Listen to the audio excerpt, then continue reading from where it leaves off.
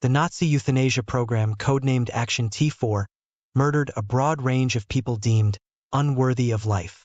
The victims included mentally and physically disabled individuals, people with hereditary diseases, those considered asocial, such as alcoholics, drug addicts, homeless, and anyone who didn't fit the regime's vision of a pure Aryan race. Homosexuals, prostitutes, disabled infants, old people, and even World War I veterans were also on the list. Make sure you stick to the end to see how these victims, even in the face of death, fought their murderers. Hitler was determined to purify the Aryan bloodline, believing that eliminating these burdens would lead to a stronger, healthier nation. His mind was fixed and nothing nor no one could stop him from reaching his twisted goal. His party members were fully behind him, ready to unleash death upon hundreds of thousands of their people. But there was a problem. Hitler sensed the people would not accept such an extreme measure. So he and his party members launched a massive propaganda campaign. Films were made that criminalize, dehumanize, and degrade the mentally and physically handicapped, portraying them as cankerworms devouring the very life of the nation. These movies were shown in theaters throughout Germany and the occupied territories. Posters and articles flooded the country, portraying the victims as less than human, as lives not worth living. This insidious agenda also targeted high school students. In one mathematics textbook, students were asked to calculate the annual cost of providing psychiatric care for a disabled individual. The regime also used euphemisms like euthanasia and mercy killing to soften the brutal reality. They claimed it was all about compassion, about relieving families and the state from the burden of caring for these useless eaters. Hitler waited, knowing the public wasn't ready for mass killings. He delayed, and once World War II began, he unleashed the T4 program, believing that in the chaos and nationalism of wartime, people would be more willing to accept extreme measures. Their first step was to identify and gather these individuals together so they could systematically wipe them off the face of the earth. Thus, in August 1939, physicians and midwives were mandated to report any newborns displaying physical or mental disabilities. This included conditions such as Down syndrome, blindness, deafness, severe intellectual disabilities, and other similar afflictions. In addition, physicians must report kids aged 0 to 3 with such conditions. These professionals were giving bonuses and promised protection from any potential repercussions. For adults, physicians and medical staff in psychiatric institutions were mandated to report any adult patients who fit certain criteria, such as those with severe disabilities, chronic mental illness, or long-term institutionalization. The reports included information about the patient's ability to work. Some doctors, wanting to protect their patients, reported them as unable to work. They feared that if their patients were seen as fit, they might be forced into hard labor or sent to the war for some odd jobs.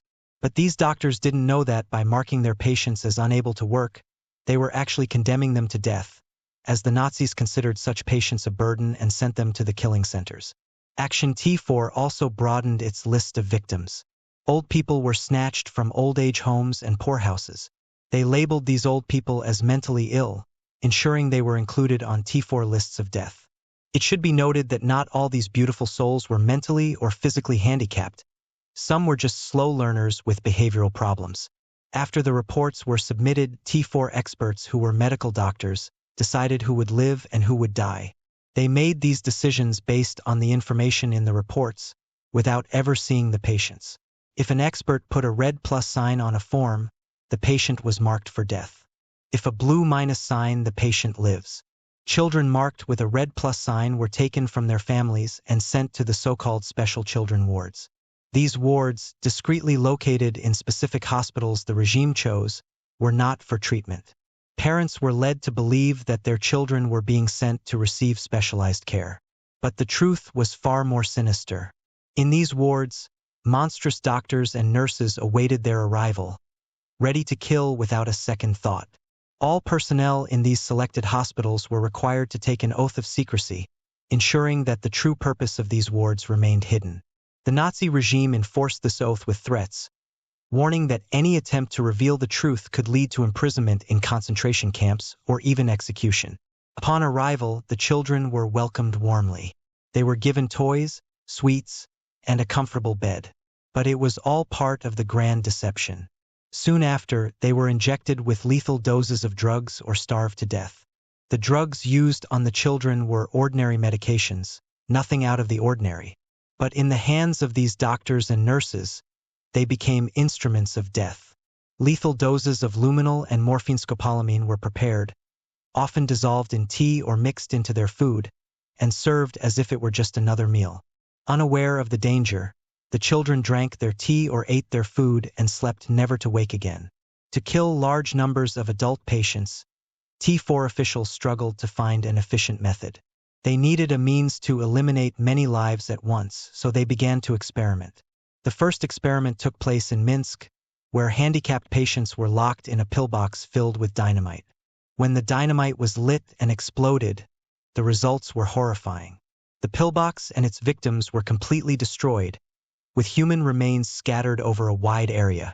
The killers had to gather limbs from the surrounding trees. It was a gruesome scene, and T4 officials, along with scientists from hell who assisted them, concluded that this method was far too chaotic and inefficient. The next day, they tried a different approach. Handicapped patients were locked into a sealed room, and exhaust gas from a car, and later from a truck, was fed into the room through hoses. This method proved more effective, providing a horrifyingly efficient way to kill. It became the model for killing adult patients and was later refined for use in concentration camps as part of the final solution. To maximize killing speed, T4 officials replaced the truck exhaust with pure carbon monoxide as their official killing gas. Thus, the gas chamber was born. The adult patients marked with a red plus sign were quietly taken from the psychiatric institutions and loaded onto the infamous Gekrat buses or trains, supposedly bound for hospitals equipped with advanced scientific technology for specialized treatment. The surrendering institutions were forbidden from informing the patients' families about the imminent transfer.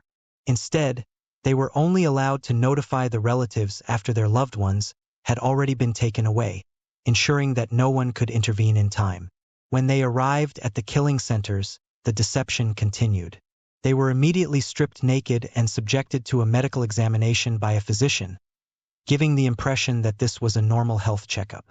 Those with gold dental teeth or bridges were marked with a cross on the neck using adhesive tape.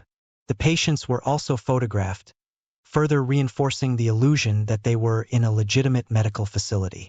However, the true purpose of the examination was far more sinister.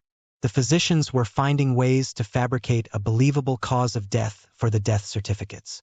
For example, if a patient had a scar from an appendectomy, the doctor would make sure not to list appendicitis as the cause of death. Instead, the fabricated cause would match something else, hiding the true reason for their demise. After the examination, the patients were led to the gas chambers, which were designed to look as harmless as possible. The chambers had wooden benches along the walls where the victims could sit, and a pipe with small holes ran across the wall, resembling a typical showerhead. Unaware of the danger, the victims entered the chamber and innocently sat down on the benches, expecting nothing more than a wash. They had no idea that the pipe running along the wall, which they assumed would bring water, was about to release carbon monoxide instead. An operator quietly turned the valve on a cylinder from an adjacent room, sending the deadly gas through the pipe and into the chamber. As the gas filled the room, the victims' breathing became difficult and frantic as they realized something was terribly wrong. Within minutes, they started to collapse, struggling for air until everyone died. Once the victims had died in the chambers, the stokers removed the dead bodies. Those who had been marked with a cross on their neck were set aside. The stokers mutilate these core, removing the gold teeth and bridges from the mouths of the dead. This was done quickly and with no regard for the dignity of the victims. The gold was collected, cleaned, and then sent to the T4 office, contributing to the Nazi war effort or enriching those in power. After the gold was taken, the bodies were then cremated in massive ovens, reducing them to ash. As the euthanasia program continued, word began to spread about what was happening in the killing centers. The smell of burning flesh from the crematories permeated the air of the surrounding communities around the killing centers, and the constant disappearance of patients didn't go unnoticed. Families of the victims and even some Nazi officials started to question the program, and complaints began to surface about the disturbing odors and the suspicious deaths. The public outcry grew, and with it, the risk of the program being exposed. In response to the growing backlash, Hitler issued a stop order in August 1941, halting the euthanasia program. However, this was more of a public relations move than an actual cessation of the killings. The killings did not end. In fact, more people perish after the stop order than before it. It is worth noting that the killing of infants and children in the Special Children Home continued without interruption. The program also shifted gears for adults, moving into what became known as wild euthanasia. This phase was more decentralized, with no more gas chambers. The killings now occur in some selected hospitals and institutions. Doctors and nurses were given the power of life and death. The only rule was to kill as many of these useless eaters as possible, using any method they preferred. In the wild euthanasia phase, the methods of killing became more personal and direct. Doctors and nurses administered lethal injections, often under the pretext of giving medication. Overdoses of sedatives or barbiturates were common, causing the victims to slip into unconsciousness and die quietly. Starvation was another cruel method used, particularly for those who were bedridden or unable to feed themselves. The process was often accelerated with medications. Sometimes patients were injected with air into their blood vessels. The air bubbles then traveled to the heart and killed the victims. These murders were conducted with an air of normalcy, as if they were just another part of the daily routine in the hospitals and institutions. After the victims were killed, their bodies were quickly cremated to destroy any evidence. The ashes were placed in urns and sent to the victims' families along with fabricated death certificates. These certificates claimed that the deaths were due to sudden illnesses or unavoidable complications, continuing the deception even in death. However, not all parents and relatives were fooled. Some noticed inconsistencies or had heard rumors about what was really happening. These individuals confronted the hospitals, demanding answers about the suspicious deaths of their loved ones. In response, the Nazi doctors didn't hesitate to silence them. Those who questioned the official story were met with severe threats. Some were warned that they could be sent for psychiatric evaluation, which was a veiled threat of being labeled mentally unfit and possibly sent to killing centers themselves. The fear of these consequences forced many to stay silent, leaving them with no choice but to accept the lies and endure their grief in silence. And also not all the victims were fooled by the deception. Some realized they were being taken away to be killed and chose to challenge the nurses and drivers who transported them in the Gekrat buses. In one instance, a brave woman confronted the staff as she boarded the bus. As she looked around at the other doomed passengers, she declared, "We all will die, but Hitler will burn in hell." Her defiance echoed through the bus, a stark reminder that even in the face of certain death, some victims refused to surrender their dignity. A Catholic nun said, "All of us who are condemned to death are now getting on the bus." Another female patient asked on her way onto the bus, "Is it my fault that I'm born this way that you are doing this to me?" These acts of resistance, though few and far between, demonstrated that the Nazi regime's lies could not fool everyone. Even as they faced the end, some victims clung to their humanity, speaking out against the evil that was consuming them. This also revealed that many of these victims were mentally sound individuals with only minor physical defects, people who could have led fulfilling lives. Still, that chance was cruelly taken from them. Others, aware of their grim fate, chose to write farewell letters to their loved ones before they were taken away. One such letter was written by a son to his mother, knowing that he would never see her again. He wrote, "Dear Mother, I want to write these final lines to you because I must leave here and do not know the destination. It is difficult for me. I thank you wholeheartedly and say farewell. If not in this world, then hopefully in heaven. With heartfelt greetings, your grateful son."